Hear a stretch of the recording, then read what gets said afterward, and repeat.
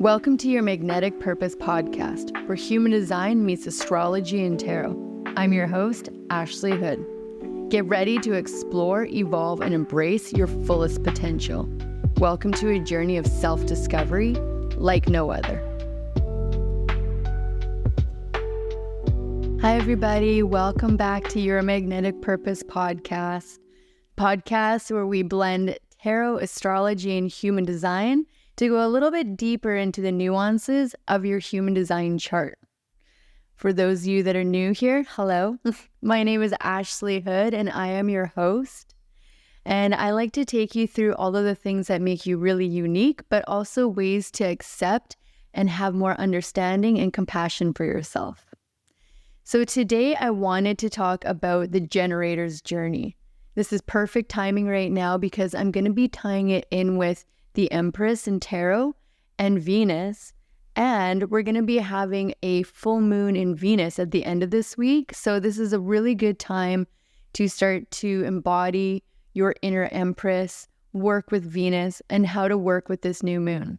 If you're listening to this and it is many years later, this is a really good time to be able to look back on the new moon in Taurus and figure out what you've learned or apply it to every full moon in Taurus.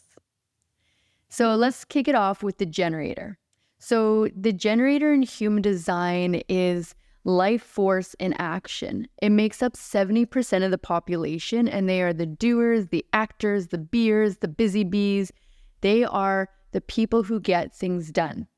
If you want to see something to completion, give it to a generator. But as long as the generator is actually loving what they are doing, they have this incredible life force energy to be able to complete one project at a time to the very end. They almost get in this kind of deep trance when they're fulfilled or lit up about a task that they're doing, and they can see it to completion with joy and with tenderness and with nurturing their new project. A generator is meant to respond to life. That means not trying to initiate and push things and going out there and doing the shoulds of the world. They are meant to just be living in alignment with themselves in their natural flow. And then like a magnet, they draw in all of these opportunities, experiences, and people that are right for them. It's only when they're out there trying to initiate action for themselves that they really push away these opportunities and they start to live in their not self theme, which is known as frustration. You can tell when a generator is in their not self theme because they're anxious, they're edgy, they're grumpy, and you can just see this frustration bubbling up in them.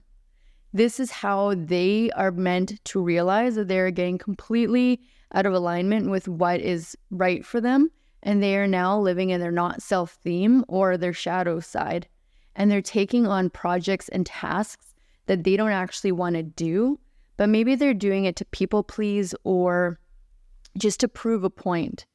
But when you're a generator, all of your most creative aspirations, all of your aha moments, all of your greatness comes when you're actually doing something that you love. When you are in a room doing something that you love and somebody else comes in, you just completely light up the room. If a generator is in their highest expression and they walk into a room full of, let's say a conference of people, it is going to feel like they are just this warm hug that's walked into a room. They are known for their caring, nurturing, soft, gentle auras that draw you in and make you feel safe and seen instantly.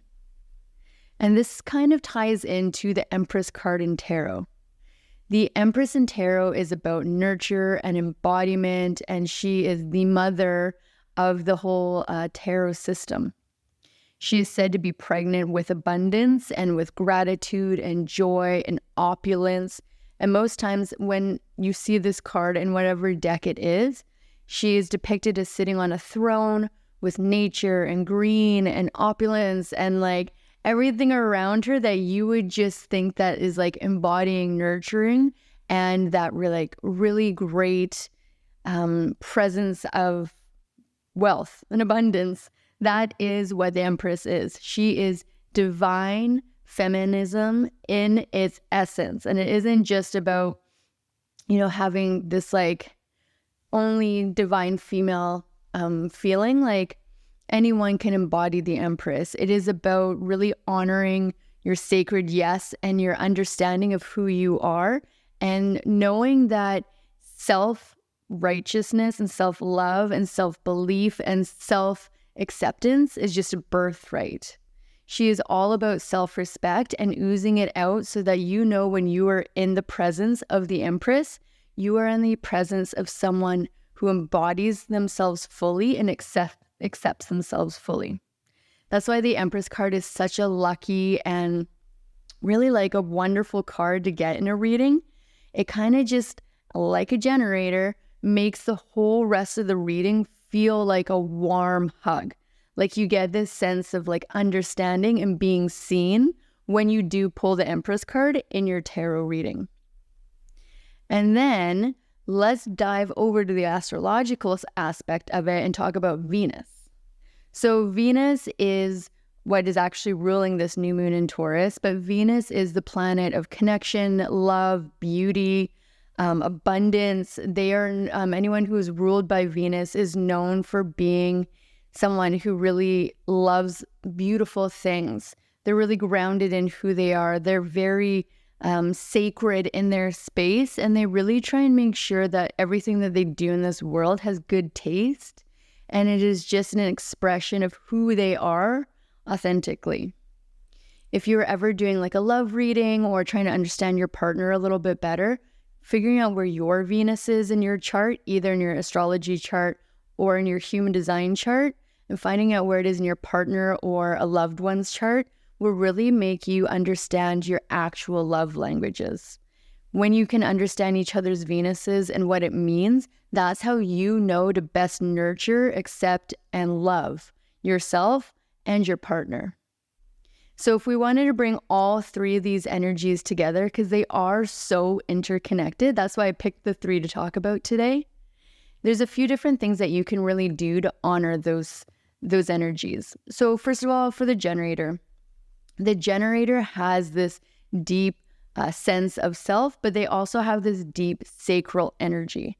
So your sacral energy is like your gut. You get your divine downloads, you get your understanding, you would get your like claircognizance from your sacral energy. It is also about passion, love, desire, creativity. So when something comes to a generator that they are supposed to respond to and they're supposed to go after, they are going to feel that sacral just light up. I'm a generator, so I am very lucky to know what this feeling feels like for me personally. It feels kind of like a rush of warmth and excitement through my body when something that is correct for me comes into my aura that I'm supposed to respond to. It can be very different for other people. So if you are a generator, start playing around with understanding your sacral response. But the easiest and most basic way to figure it out in the beginning is to listen to those guttural noises that your sacral makes. I know it sounds kind of funny, but if you are talking to someone who is a generator or you're a generator yourself, you might ask them if they want to go to a show at 9 o'clock. And usually their sacral will respond first. They might jump up. They might give you a little bit of a reaction. They might be like, sure. And that is actually their sacral saying no. Or if they do a little, and then they respond, that is usually them being so lit up about something and the flow of life coming right at them that they can't even contain themselves. So as a generator, the best way for self-love and self-acceptance is to really get clear on your sacral response and what it means for you. Now, for our Empress energy, you really want to start to lean into the idea of radical self-acceptance, radical self-respect.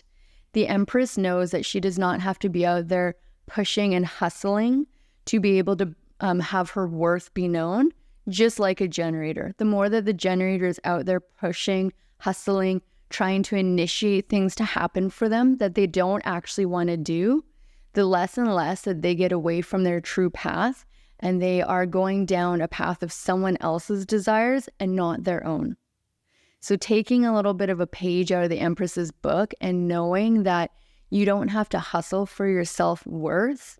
You are inherently worthy just by being you and being alive in this world.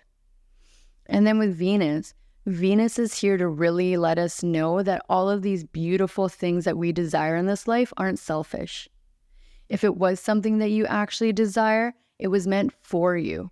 You're not supposed to push against it or think that you are a bad person for wanting a little bit of time to yourself or wanting to be able to take extra time to look beautiful, wanting to take extra time or spend extra money on decorating your house in a way that feels really safe and clean and beautiful to you. When you are working with Venus energy, you are meant to ground down in the things that make you feel alive, self-love, feel opulent, feel abundant, because when you're operating in that energy and that vibration, you are allowing and you are showing the universe that you are open to more beauty to come into your life. So tying these three together, it's really about understanding from the generator that you don't need to force life. And when you are in the flow of your own life is when all of the beauty and the magnetism comes to you. The Empress is here to show us that in that not forcing this life and trying to initiate things and letting things come to you, that self-respect and getting to earn these things and have them come to you is your birthright. And then with Venus, it's all about not feeling guilty about the different things that you want to come into your life and showing your boundaries around self-respect. It's about not feeling guilty about those and knowing that when you set those boundaries, when you have that respect, and when you take time for this self-care, self-love, that is when you are actually your most abundant. So a little thing that you can do if you're trying to call in a little bit more of this generator energy, whether you are a generator or not, and with this full moon coming, the best thing that you can do is have a bougie bath. So you're going to want to pour yourself the biggest, most ridiculous bubble bath you can think of. Maybe use the entire bottle of bubble bath in there, or maybe putting in a bubble bath that you've been saving for a really special time. Putting in some salts, putting in some dried rose petals, of course the kind that can biodegrade and go down your drain, lighting a bunch of candles, maybe even pulling out the Empress card in your tarot deck, or just thinking about embodying the power and the energy of the Empress while taking a bath and really just relaxing into who you are and what you want to call into your life in these next 6 months until we get to our Taurus new moon. So really taking the time to understand that when you stop and you relax into yourself and who you are, that is actually like the magic that is you.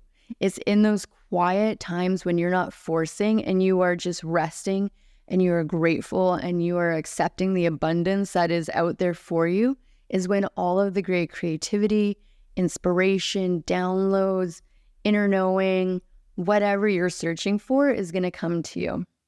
So oftentimes we get so busy in trying to prove who we are through hustling, but it's in the times that we actually take a step back to relax and reflect that all of our greatest power is called back into us. So I invite you to head over to our website. I have a really wonderful free offering that's going to be up on there about yourself in relationship. It's completely free. It's really starting to get to understand who you are as a human, as a person walking this planet, and how your human design chart can show you how you connect to yourself and to others. It's completely free. It's going to be up there, and it is going to be for your own resources and your own help. If you want to know a little bit more and you want to go deeper, please book a live one-on-one reading. We can focus on whatever you want, or we can start with the very basics and going over your chart and really starting to understand what makes you, you, and you unique. And sometimes we just need to know what makes us a little bit more lovable and what also makes us stand out. So being able to get a live reading where you're really seen is the most tender act of self-care you can ever do for yourself. The more you know about yourself, the more you get to love yourself. And the more that you love yourself, the more you can share that love with others. So until next time, here's to health, wellness, and weirdness. Take care. If you enjoyed today's episode, make sure to like, share, and subscribe wherever you stream your podcast. For more resources and tools to explore human design, tarot, and astrology, head over to yourmagneticpurpose.com and book a live one-on-one reading or download your free chart.